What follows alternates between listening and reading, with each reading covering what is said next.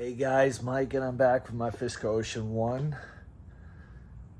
Every once in a while, you discover something that is equivalent in life to a treasure. And that treasure is... We must get the precious. We must get it back. Patience. Patience, my love. This is one of those ones you're going to want to know for the Fisker Ocean. Maybe you do, maybe you don't, but I think you will. Let's check it out. Let's hop in the back seat for a second. So, what you're going to want to do is drop that down, and sure, everyone sees you got some USB-Cs. Well, I know on mine, these USB-Cs turn on when the vehicle is on and they turn off when it's off. It makes it perfect to run that radar detector. Well, here's the problem. Obviously, people know there's a USB A and C inside your little compartment. Interestingly enough, the USB C and A don't turn on automatically when the car turns on. I have to unplug it and plug it back in. But this one does. So what am I getting at? Ugga dugga. That's right, I just ripped that down. And here you have your 12 volt source, positive and negative. I'm gonna have to pull this out, but that should be rather easy, as you can see. But what my plan is to tap into this 12 volt positive and negative, or ground, and we're going to create, with routing wire, a new hardwire solution for LEDs, for dash cam, for radar detector, whatever you want. We're going to do it through this source right here. It'll be so clean because the wire's going to be tucked throughout the original console, and it's just going to pop out wherever we need it, whether that be up there behind the dash, or if you're running the LED wiring all over the car and you want it like a disco party in here, RGB, you could do that too. We're not going to have wires anywhere on the floor. We're not going to have them tucked under the seat. You're going to have a hardwire solution, and that's where you're going to do it.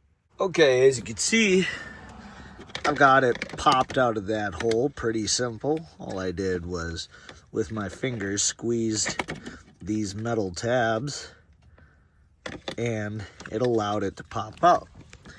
Well, what we're gonna do next, let me get a focus here, is we're gonna remove this little plug, nice and easy, which is that tab right there. We're gonna squeeze that.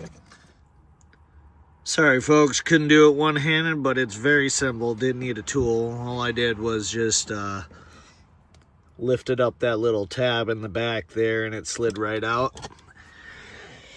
And now you have this guy. Pretty simple component, and a great source to tap 12 volt power out of. And what we're going to do next is we're going to test which one of these is the constant, which is the ground. Obviously, we might all agree that gray is constant, black is ground, but we're going to find out just for sure, okay? Blues Clues, Blues Clues. Gotta find another paw print, and that's the first clue.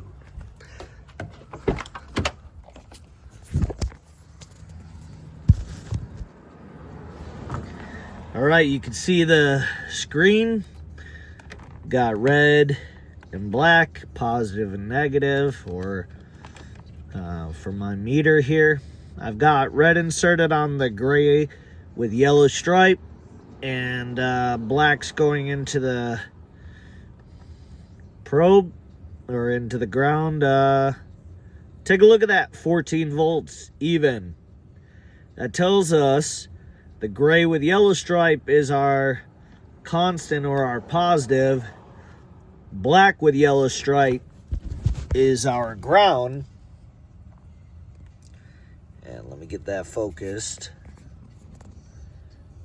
There you go. Gray, yellow, black, yellow, positive, negative. You want to run an accessory, that's where you're going to do it with the minimum impact on the rest of the vehicle. So let's get to it. We're going to hardwire that Cobra. We're going to hardwire that Cobra into the vehicle. For this job, the mandatory items you will need are the vice grip pliers, the plastic trim removal tool, the wire crimper and stripper combo. You will optionally need a scissors, and you will need these quick splices, 18 to 14 gauge, and these can be picked up at AutoZone, Advanced Auto Parts, O'Reilly's, whatever your flavor. These are nice and handy. Optionally, if you want to tidy things up, electrical tape. And if you have some of these laying around, they don't have to be the heat shrink, but butt connectors are a quick way of making connections or extensions on wiring. And of course, a fishing tool. In this case, just a coat hanger that I have laying around in my toolbox over there. Well, guys, let's get right to it. Making that plus the bag of, or the box of tricks here, equal hardwired radar detector. As you can see, I have my fused positive and ground. Not a very intimidating setup, but so you all know what I'm doing, I'm hardwiring this smart cord for my radar detector, and it'll run up to this jack into the side of the radar. Luckily, it's a flat cord, kind of like a phone cord, so it'll tuck nice along the dash pad. So I suppose I should do that first. All right, everyone, so again, I'm wiring that radar detector into the car, otherwise hardwiring, and I am currently running the cable behind the dash through this side right now.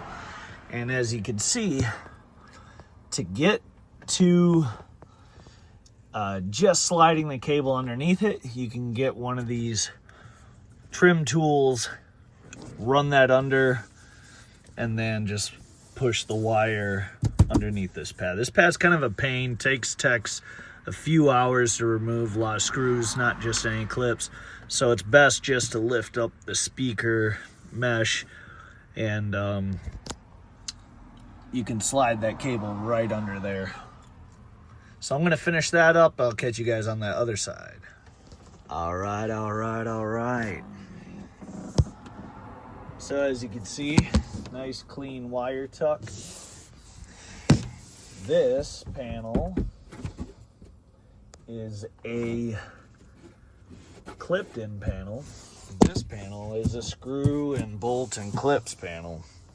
So that's why lifting that back panel is going to be easier, because it's those famous metal clips you all know and love. So prying that up with your trim tool allows you to slide the cable along Then we come out this, and that's where we're working next. All right, so once you've managed to sneak the wire in this corner, and again, the pry tool just gives you enough space to slide it, you can open up this panel, which is just clipped on. You can see our nice lighting system here.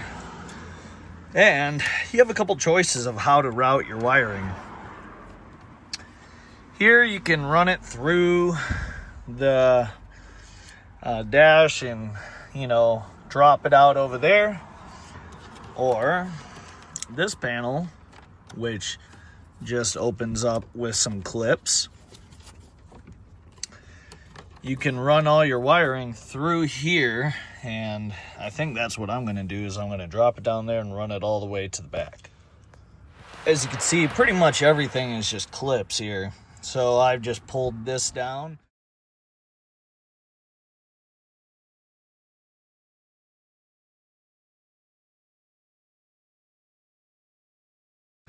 Now I have room, and I can run the wiring all the way over there.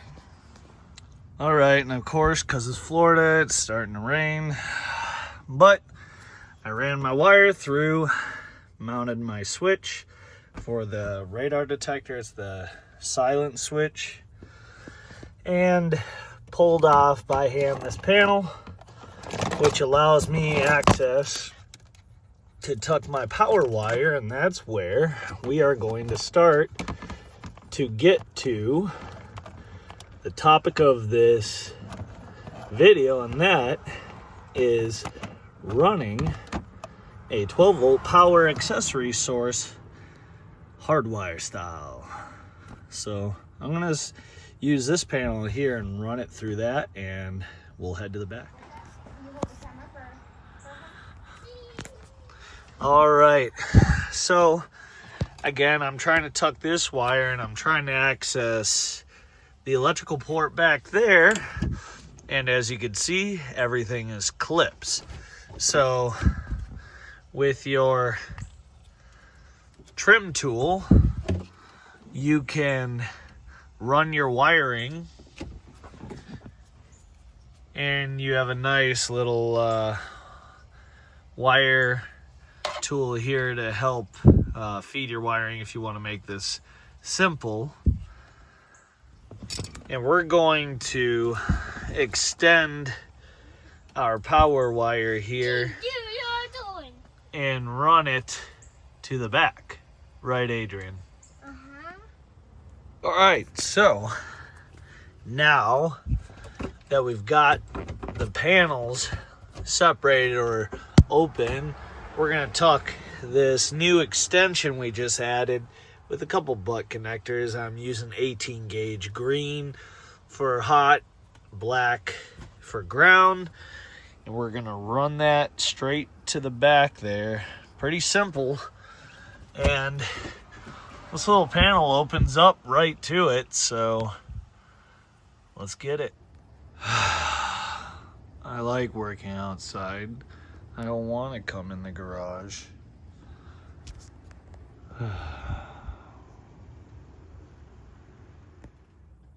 All right, so I'm back here. I've moved the seat forward, and I've been putting the panel back together as I go. I use my trim tool, gently pulled this out. You can see I have spare wire for days. All I'm trying to get to is this wire, because I'm going to jump it, and that's next. And this, my friend, is where these come into play. These little quick splices. Makes a quick meal out of these wires, but it's not a permanent option in case you want to pull all this out. I used them a lot on my Corvette, and it makes a great way of tapping into a power source like this, so that way we can get a temporary jump on it without separating anything OE. All right, so that's what it looks like when it's sitting on. This is how it works. So you can see this is a pretty simple device. it's pretty much got a blade in the middle that's not meant to cut the wire completely, but more so tap into it. Part of this is sealed off on one side, but you've got openings on both sides of the other side. And the side that's sealed off is meant to house the new wire that you're tapping, that you're bringing into the tap. In this case, it's going to be this power wire, and then I'm going to do the same for this ground wire. The side that is continuously through is the tap, and that is going to be that gray wire there. So once you're ready, you want to close this door, and we are going to use this pliers to squeeze that shut so that the blade severs the wire, or taps into the wire rather. I'll show you.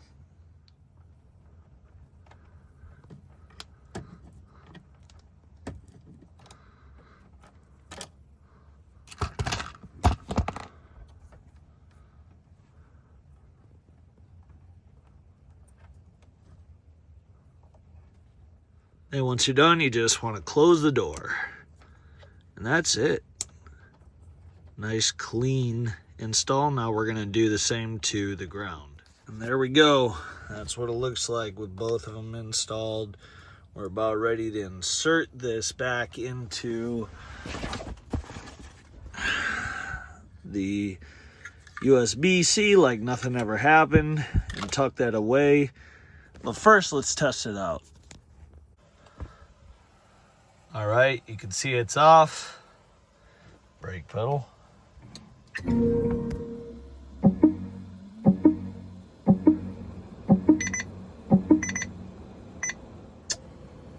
It's me, Mario.